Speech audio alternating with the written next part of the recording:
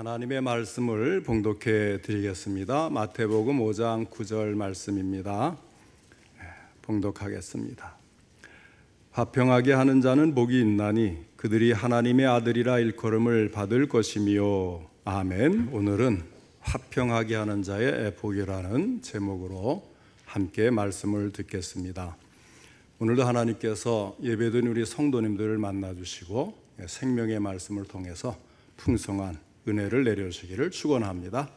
먼저 하나님께 기도드리겠습니다. 사랑과 은혜가 풍성하신 하나님 아버지, 오늘 12월 첫 주일에도 저희들의 예배를 받아주시니 감사를 드립니다.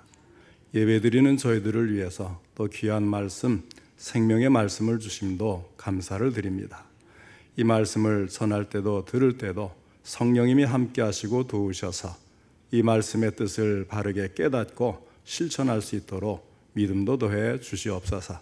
예수님의 이름으로 기도하옵나이다. 아멘. 오늘 본문 말씀에 화평하게 하는 자는 복이 있나니 그들이 하나님의 아들이라 일컬음을 받을 것이며 하였습니다. 이 말씀을 거꾸로 이야기를 하면요, 하나님의 자녀들은 화평하게 하는 사람들이다, 그런 뜻이 됩니다. 예수 그리스도께서 세상에 오시는 것은 하나님과 인간과의 화평을 위해서 오셨고 인간과 인간의 화평을 위해서 오셨습니다. 하나님과 인간의 관계가 죄로 인해 불화된 것을 십자가로 인해서 용서하심으로써 화평을 이루셨습니다. 그리고 인간의 관계도 사랑을 주셔서 화평을 이루게 하십니다. 기독교의 상징인 십자가는 수학적인 플러스의 표시입니다. 다시 말하면 화해의 표시인 것입니다. 우리가 그리스도인이라면 우리는 모두가 하나님의 자녀들입니다. 그러므로 우리는 모두 화평하게 하는 자가 되어야 하는 것입니다. 그러면 화평해야 될 대상이 누구일까요? 가장 중요한 것은 먼저 하나님과 나 사이에 화평이 이루어져야 합니다. 골로새서 1장 21절에 전에 악한 행실로 멀리 떠나 마음으로 원수가 되었던 너희를 이라고 말씀한 대로 사람은 죄로 말미암아 하나님과 원수가 되었습니다. 그러자 그때부터 인간에게는 의식적이든 무의식적이든 하나님과 평화를 이루지 못한 상태에서는 늘 하나님의 심판이 따를 것이라는 불안이 생기게 되었습니다. 모든 사람이 죽는 것을 무서워하고 장례를 두려워하는 이유는 바로 여기에 있는 것입니다. 뿐만 아니라 하나님과의 관계가 깨어지자마자 나타난 현상이 바로 인간 사이의 갈등입니다. 아담과 하와가 부부 사이에 서로 책임을 전가하며 신뢰가 깨지기 시작을 해서 가정에 불화가 생기더니 마침내 형제 간에 갈등이 생기면서 가인이 동생 아벨을 죽임으로써 인류 최초의 살인 사건이 발생하고 만 것입니다. 영원한 심판주이신 하나님과 화목하지 않고서는 참 평화가 있을 수 없습니다. 하나님의 사랑을 받을 때만이 참 평화가 있는 것입니다. 그래서 고린도후서 5장 20절에 너희는 하나님과 화목하라고 하였습니다.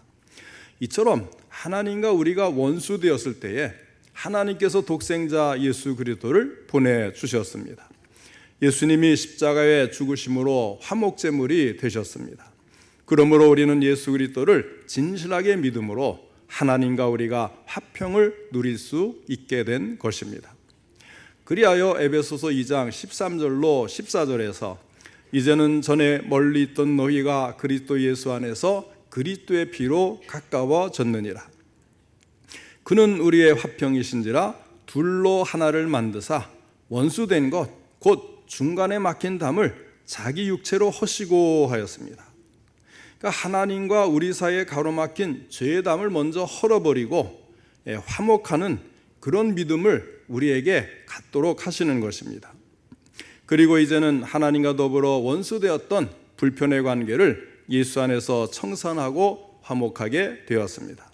이것이 화목의 근본입니다. 주님과 내가 화목하지 않고서는 우리는 결코 이 땅에서 화목하게 될 수가 없습니다. 그러면 우리 성도님들은 정말로 하나님과 화목하고 화평하게 되었습니까? 한번 잘 생각해 보시기 바랍니다. 나는 정말 하나님과 화목하고 화평하게 된 그런 사이를 지금 지내고 있는가? 문제가 무엇이냐 하면 하나님과 화평하게 되었다고 하면서도 그 화평을 누리지 못하고 있다는 사실이에요. 화평한 사람 간에는 늘 교제가 있고 함께하기를 즐거워하는데 과연 나는 하나님과 늘 동행하고 있는가? 하나님과의 사이에 화평이 이루어진 것을 믿고 누리고 있는가? 어떤 사람은 교회 와서는 주여 주여 하고 나가서는 나여 나여 한다고 하는 거예요. 또 교회 와서는 아멘 아멘 하고 나가서는 노멘 노멘 한답니다. 교회 와서는 주님을 만났습니다 하고 나가면서 굿바이 하는 거예요. 그리고는 다음 주일에 만납시다 한다는 거죠. 자, 이런 이중적인 신앙생활은 결코 하나님과 화평한 삶이 아닌 것입니다. 그 화평을 누리는 삶은 더더욱 아닙니다. 오히려 그런 태도는 반목하지 않고는 나올 수 없는 태도라고 할 수가 있는 것입니다. 유명한 부흥 강사였던 이성복 목사님이 언제나 오른손을 꽉 쥐고 다니시기에 그 이유를 물었더니 항상 예수님의 손을 잡고 있기 때문이라고 말씀하셨다고 해요. 우리도 주님의 손을 잡고 어디나 따라가야 할 것입니다. 한 신실한 믿음을 가진 사장님이 있는데 아침에 출근하면서 자가용을 운전할 때 문을 열고는 아무도 옆에 없는데 손님을 정중하게 모시고는 자기 운전석에 타더니 이야기를 하면서 소곤소곤 하더래요.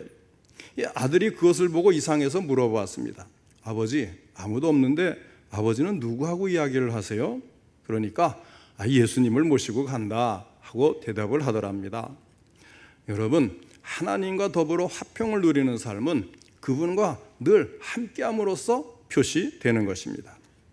그러므로 우리가 믿음으로 의롭다 하심을 받았으니 우리 주 예수 그리스도로 말미암아 하나님과 화평을 누리자. 이 말씀처럼 하나님과 더불어 화평을 누리는 우리 성도님들 되시기를 바랍니다. 그 다음으로는 내 마음속의 화평을 이루어야 합니다. 영원한 심판주이신 하나님과 화목하지 않고서는 참 평화가 있을 수 없다면 반대로 하나님과 화목하고 하나님의 사랑을 받을 때에 참 평화가 있는 것입니다. 그러므로 죄사함을 받고 그리스도 안에 있는 사람들은 불안하지 않습니다. 두려움이 없습니다. 과정이 조금 복잡해도 마지막이 어떻게 될 것인가를 잘 알면 문제가 없는 거죠. 예를 들면 끝에 가서 성공한다는 보장만 있으면 중도의 실패와 고생은 귀한 경험으로 좋은 것입니다. 성공한 사람들이 꼭 하는 말이 있잖아요. 실패는 성공의 어머니다. 왜 그런 말을 합니까? 성공했으니까. 결국은 성공했으니까. 그런데 그거를 누가 해주시냐면 하나님이 해주시는 거예요. 쉽게 말해서 합력하여 선을 이루기만 한다면 고생해도 좋기만 하다는 것입니다. 우리는 그 마지막의 승리를 알고 있기에 평화를 누릴 수가 있습니다. 이렇게 주어지는 평화에 대해서 예수님은 평안을 너희에게 끼치노니 곧 나의 평안을 너희에게 주노라. 내가 너희에게 주는 것은 세상이 주는 것과 같지 아니하니라. 너희는 마음에 근심하지도 말고 두려워하지도 말라 하고 말씀을 하셨습니다. 그러니까 하나님이 보장해 주시는 결말이 하나님과 화목된 우리에게는 항상 놓여 있으니 지금 세상이 아무리 어렵고 풍파가 들이닥치고 어려워도 그 하나님이 주시는 하늘의 평안이 나를 지키고 있는 겁니다. 그러므로 우리는 예수님을 통해서만 심령 속에 화평을 이룰 수가 있습니다. 그 다음에 셋째로는 성도 간에 화평해야 돼요. 데살로니가전서 5장 13절에 그들의 역사로 말미암아 사랑 안에서 가장 귀히 여기며 너희끼리 화목하라 하였습니다. 마가복음 9장 50절에는 너희 속에 소금을 두고 서로 화목하라. 또 마태복음 5장 24절에는 형제와 화목하고 그 후에 와서 예물을 드리라 하였습니다. 그러니까 하나님과 화목된 우리는 우리 안에 평화를 누릴 뿐만 아니라 다른 사람과 평화를 누려야 되는데 특히나 우리가 함께 신앙생활하는 믿음의 형제들과는 성도들 간에는 더욱더욱 서로 화평하게 화목하게 지내야 하는 것입니다. 하나님과 화목하고 그 다음에 사람 간에 화목하는 것, 이것이 십자가의 원리 아니겠습니까? 그러니까 위아래로 수직적인 관계가 성립이 되면 그 다음에는 좌우로 이 수평적인 관계가 이루어지게 되어 있는 거예요. 그러니까 십자가가 한쪽만 있으면 안 되잖아요. 수평과 수직이 같이 있어야 십자가가 이루어지니까. 그래서 우리가 하나님과 이 수직적인 관계 화평을 누리면 수평적인 이 화평이 이루어지는데, 만약에 이 수직적인 화평이 이루어지지 않는다면 하나님과 나 사이에 정말 화평하고 있는가, 우리는 의심을 해봐야 되는 거예요. 그리고 이 수직적인 관계에서 가까운 사람부터 화목해야 되겠죠. 그 다음에 멀리 있는 사람과 화목하게 되는 것입니다. 사랑하는 성도 여러분, 오늘 우리는 하나님과 화목되었으면 그것을 형제와의 화목으로 이루어야 하는 것입니다. 예수를 믿는 순간, 교인이 되는 순간, 우리는 이 진리 속에 살기로 결심한 사람들이 아니겠습니까? 이런 일은 언제 가능하겠습니까? 철저한 관용과 자기 부정이 없이는 불가능한 일입니다. 자기 부정에 대해서는 빌립보서 2장 1절로 4절에 사도 바울을 통해서 이렇게 말씀했습니다.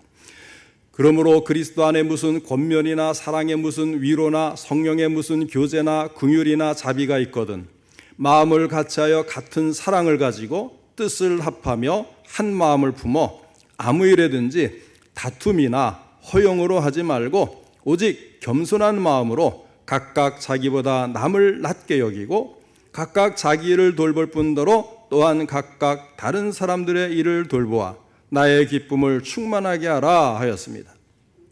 한마음 한뜻으로 일치하기 위해서는 철저하게 자기를 부정하고 자기를 버려야 합니다.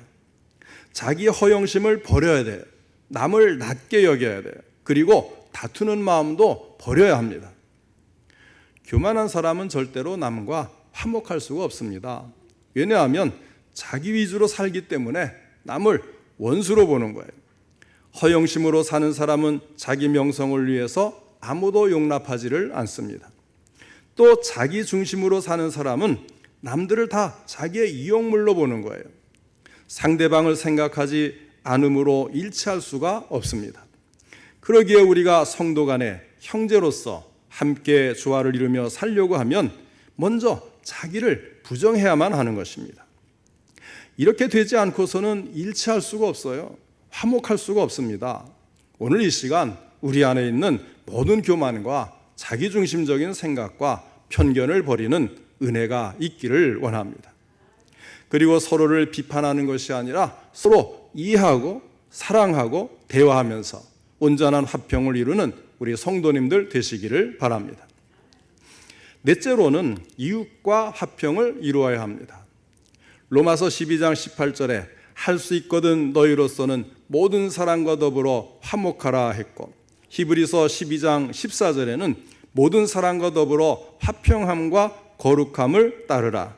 이것이 없이는 아무도 주를 보지 못하리라 하였습니다. 우리 성도들은요, 먼저는 하나님과 화목하고 그 다음에는 믿음의 형제, 성도들과 화목하고 그리고는 다른 모든 사람들, 주위에 믿지 않는 사람들도 우리 이웃에 함께하는 사람들과 화평하게 하는 그런 믿음의 사람이 되어야 한다고 성경은 분명히 말씀을 하고 있는 것입니다. 혹시라도 여러분의 이웃들과 화평하지 못하고 담을 쌓아둔 것은 없습니까? 여러분의 주위에 있는 사람들과 담을 가지고 있는 사람은 없느냐 하는 것입니다. 이런 담들이 무너지기를 바랍니다. 우리가 화평을 만들어가는 믿음의 사람이 될 때 또한 우리도 화평을 누릴 수가 있는 것입니다. 우리가 평화를 누리기 위해서는 다른 사람과 평화를 이루어야 한다는 사실입니다.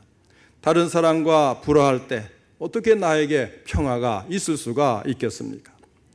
평화를 만들기 위해서 우리는 몇 가지 가져야 될 중요한 자세가 있는데 살펴보겠습니다. 하나는 온유와 겸손한 마음을 가져야 합니다. 겸손한 자, 다시 말해서 내가 먼저 화해하고자 하는 겸손한 자세를 가질 때에 거기에 평화가 일어나는 것입니다. 높은 자세로 명령해서 화해되는 법은 없는 것입니다. 그러므로 예수님께서도 하나님과 우리 사이를 화목하게 하기 위해서 왕으로 오신 것이 아니라 짐승의 구유에 낮은 자로 오신 것을 우리는 알 수가 있습니다. 그것보다 더 낮은 자리가 없기 때문에 가장 낮은 자리에 오셔서 우리에게 화해의 진수를 보여주고 있습니다. 그러므로 우리는 겸손하고 또 온유해야만 되겠습니다. 유순한 대답은 분노를 쉬게 한다고 잠언 15장 1절에 말씀하고 있습니다. 상대방이 아무리 화를 낸다고 해도 내가 유순하게 대하면 문제는 해결될 수가 있는 거예요. 때로는 온유한 사람이 바보같이 보이는지 모르겠어요. 그러나 그러한 사람이 화해를 만드는 힘을 가지고 있는 사람인 것을 기억하시기를 바랍니다. 그 다음에 둘은 관용하는 마음을 가져야 합니다. 초조하고 성급한 사람은 결코 화평을 만들어낼 수가 없습니다. 마케도니아 왕 안티오쿠스라는 사람의 일화입니다. 전쟁 중에 자기 막사 안에서 일을 보고 있는데 이 막사 밖에 보초를 서고 있는 군인들이 왕이 안에 있는 줄도 모르고 왕에 대해서 한참 욕을 하는 거예요. 막사 안에서 이제 일을 보던 왕이 이 하도 밖에서 자기 욕을 하니까 그 욕을 듣다 못해서 밖으로 나와서 여보게들 듣기가 고프고 일이 진행이 안 되니 저기 멀리들 가서 좀 욕들 하게, 그러면서 멀리 보내고는 다시 막사 안으로 들어가서 일을 했다는 말이 있어요. 얼마나 참을성 있는 왕인가를 우리가 볼 수가 있습니다. 우리는 참 사실인지 아닌지 모르는 전해진 말만 갖고도 얼마나 상대방을 미워하고 분노를 일으킵니까? 근데 이 왕은 막사 밖에 있는 부하들이 그렇게 욕을 하는데도 참 참을성 있게 그것을 감내하면서 이렇게 너그럽게 이렇게 참 이야기를 하는 그런 왕이니까 전쟁에 승리를 못할 수가 없는 거죠. 관용은 누가 하는 것입니까? 강자가 약자에게 하는 거예요. 힘에 여유가 있을 때 참는 것을 관용이라고 하는 것입니다. 어느 가정에 부부싸움을 하는데 늘 남편이 매맞고 지내요. 그래서 사람들이 저 집 남편은 푼수라고 비아냥거린 거예요. 그래서 한 사람이 너무 안 되었다 생각하고 그 남편에게 물어봤습니다. 당신은 남자가 되어서 왜 부부싸움만 하면 매를 맞습니까? 그러니까 내가 한 대 치면 내 아내는 뼈가 부러집니다 하더라는 거예요. 알고 보니까 그 남편이 태권도 사범이었어요. 너무 힘이 있으니까 관용을 베푼 거예요. 어른과 어린아이 중에서 누가 더 관용을 베풀 수가 있습니까?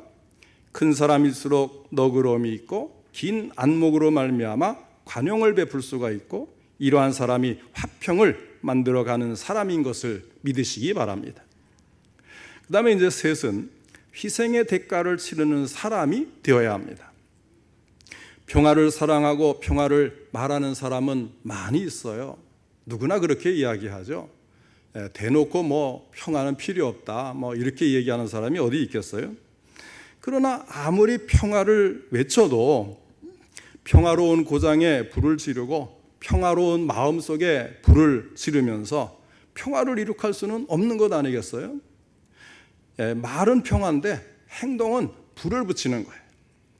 평화를 얻기 위해서는 그만한 대가를 지불해야 합니다. 전쟁의 원인이 무엇이며 싸움의 원인이 무엇입니까? 극단의 이기심과 탐심과 자기 중심주의가 결국은 싸움을 낳게 하는 것을 볼 수가 있습니다. 우리의 마음에 이기심, 탐심이 가득 쌓일 때에 우리는 참된 마음의 평화를 얻을 수가 없습니다. 참된 평화를 얻기 위해서는 우리는 값비싼 대가를 지불해야 하는 것입니다. 우리는 말로는 사랑과 평화를 이야기하면서도 실상은 평화를 건설하기 위해 단 하나의 희생도 하지 않는, 단 하나의 양보도 하지 않는 것을 볼 수가 있는 거예요. 오히려 남이 가져다 주는 것만을 누리려고 하는 그런 값싼 평화를 추구해서는 아니 되겠다는 것입니다. 평화의 창조를 위해서 내가 값진 대가를 지불하고 희생하고 양보하게 될 때에 참된 평화는 건설이 되는 것입니다. 그러므로 어떠한 희생이 따른다고 해도 감내하는 이런 신앙이 우리의 신앙이 되어서 참된 평화를 만들어가는 귀한 믿음이 되어지기를 축원합니다. 그러면 화평하게 하는 자는 복이 있다고 했는데 어떤 복이 있을까요? 첫째로 하나님의 아들이라 일컬음을 받는다고 하였습니다. 하나님의 아들이 된다는 것은 한 가지는 그가 하나님의 성품을 닮은 사람이 되었다는 거죠. 아들이 아버지를 닮는 게 맞잖아요. 하나님의 그 평화로운 것을, 그 평화를 이루는 것을 아들이 닮는, 그러니까 하나님의 아들이라고 일컬음을 받는 것이고, 그 다음에 아들은 아버지가 만들어 놓은 것들을 누리지 않습니까? 아버지가 가진 소유, 재산, 결국은 다 그 아들이 이제 상속을 받지 않습니까? 그러니까 하나님이 가지고 계시는 온갖 귀한 복을 다 받게 되는 거예요. 그러니 하나님의 아들이라 일컬음 받는다는 것은 얼마나 큰 복입니까? 이 화평하게 하는 자가 하나님의 아들이라면 분쟁을 만드는 자가 있어요. 분쟁을 만드는 자는 누굽니까? 마귀잖아요. 마귀는 사람들 사이를 이간질시키고 쪼개고 또 분쟁을 만드는, 이거를 촉발하는 게 마귀예요. 자, 교회에 분쟁이 일어나서 둘로 나뉘어져 싸우면 서로 뭐라고 합니까? 뭐 그런 건 뭐 듣지도 못하고 구경도 못했기를 바랍니다만은, 정말 교회 안에 분쟁이 일어나서 싸우면요, 서로 상대방을 뭐라고 하냐면요, 마귀의 자식이라고 불러요. 이쪽 편은 저쪽 편을 마귀의 자식이라고 부르고, 저쪽 편은 이쪽 편을 마귀의 자식이라고 불러요. 어떤 교회는 큰 교회인데 갈라지니까 한쪽 편은 2층에서 예배드리고 한쪽 편은 1층에서 예배를 드리는데, 서로 마귀의 자식이라고 싸우면 같이 마귀의 자식이 되는 거잖아요. 어떻게 하나님의 자녀들이 서로를 마귀의 자식이라고 하고 싸울 수가 있어요? 우리는 화평하게 하는 사람으로서 문제를 해결하고 하나님의 아들로서 사랑을 증거하는 자가 되어야 하겠습니다. 그 다음에 이 의의 열매를 거두게 되는 것입니다. 야고보서 3장 18절에 말씀했습니다. 화평하게 하는 자들은 화평으로 심어 의의 열매를 거두느니라. 전에도 한번 말씀드린 적이 있죠. 아브라함 링컨 대통령이 이제 대통령 되기 전에 정적으로 스탠튼이라는 사람이 있었는데, 그 사람이 링컨을 얼마나 크게 비난했냐면, 이 아브라함 링컨을 이 고릴라, 참 고릴라를 보고 싶으면 아브라함 링컨을 가서 보면 된다. 아프리카까지 갈 필요 없다. 이러면서 흉을 보고 비난하기를 일삼았습니다. 그런 이야기를 들으면서도 링컨이 아무런 말이 없이 참고 또 참았다는 거예요. 그리고 대통령이 된 다음에 그래도 이 사람이 능력 있는 것을 알고 국방장관으로 임명을 한 거예요. 그토록 자기를 괴롭히고 욕하고 고통스럽게 했던 정적인데, 능력을 보고 그 사람을 국방장관으로 임명을 한 겁니다. 그리고 4년 후에 링컨은 흉탄에 맞아 암살당하여 쓰러지게 되었습니다. 그때 이 스탠튼이라는 사람, 가장 이 아브라함 링컨 대통령을 가장 욕을 많이 했던 그 사람이 링컨의 유해 앞에 서서 눈물을 흘리면서 여기에 인류 사상 가장 위대한 통치자가 누워있다, 이렇게 말을 했다는 것입니다. 사람이 무엇으로 심든지 그대로 거두는 것처럼 우리는 화평의 씨앗을 심어서 의의 열매를 거두는 이러한 화평의 사람이 될 수 있기를 바랍니다. 셋째로 풍부한 화평으로 즐기게 됩니다. 시편 37편 11절에 이런 말씀이 있습니다. 그러나 온유한 자들은 땅을 차지하며 풍성한 화평으로 즐거워하리로다. 또 시편 37편 37절에서는 온전한 사람을 살피고 정직한 자를 볼지어다 모든 화평한 자의 미래는 평안이로다. 그래서 이 화평하게 하는 자는 풍성한 화평으로 즐길 수 있다고 말씀을 하는 거예요. 사랑하는 성도 여러분, 화평하게 하는 사람은 다른 말로 평화를 만드는 사람, 영어로는 피스메이커라는 말로 바꿀 수가 있습니다. 이를 또 다른 말로 하면 화해자라고도 할 수가 있어요. 평화를 만드는 사람은 낮고 겸손한 마음, 온유한 마음, 관용이 있고 인내를 가지고 자기를 희생할 줄 아는 사람이어야 합니다. 그러면 화해자의 반대는 어떤 사람일까요? 로마서나 고린도전서를 보면요, 사람의 그 죄목을 나열하고 있는 말씀이 나옵니다. 그 중에 당 짓는 것, 이 편 내 편 가르고 우리 편 저기 편 이렇게 나누는 그 당짓는 것, 그다음에 이제 분쟁하는 것, 수군수군하는 것, 뒤에서 누구가 어떻고 이렇게 수군수군되는 것, 비방하는 것, 교만, 이런 것들을 쭉 나열하고 있는데요. 이런 것들은 화해자, 화평하게 하는 사람, 피스메이커에 반대되는 사람들입니다. 이런 사람들은 절대로 하나님의 자녀가 될 수가 없는 그런 성품들이에요. 그런 사람을 두고 어떻게 하나님의 아들이 이제 된다 이렇게 말씀을 할 수가 있겠어요? 하나님의 아들이라 일컬음을 받을 것이며, 그런데 그 하나님의 자녀들이, 하나님의 아들이 수근수근하고 비방을 하고, 누구는 어떻고 누구는 어떻고, 우리 편이고 저쪽 편이고, 교회 안에서 그것을 어떻게 하나님의 아들이라 일컬음을 받을 것이며 말을 할 수가 있겠어요? 화평하게 하는 자는 정말 복된 자요, 바로 하나님의 아들이 갖추어야 될 모습입니다. 성경은 이런 사람에게 주실 복을 약속해 주고 있습니다. 우리가 화평을 조성하는 사람이 되어질 때에 우리는 진정한 하나님의 자녀로서의 삶을 살게 되는 것이고, 하나님의 자녀로 인정을 받는 것입니다. 그리고 그럴 때에 우리 자신도 평화롭고 아름다운 신앙의 삶을 성공적으로 살 수 있는 것입니다. 우리가 먼저 화평하게 하는 자가 되면 하나님께서도 우리에게 풍성한 화평을 즐기게 해주신다고 말씀하신 것을 기억하시고, 매일매일 우리의 삶을 화평하게 하는 그런 삶이 우리 모든 성도님들 자신들의 삶이 되어지기를 주님의 이름으로 축원합니다.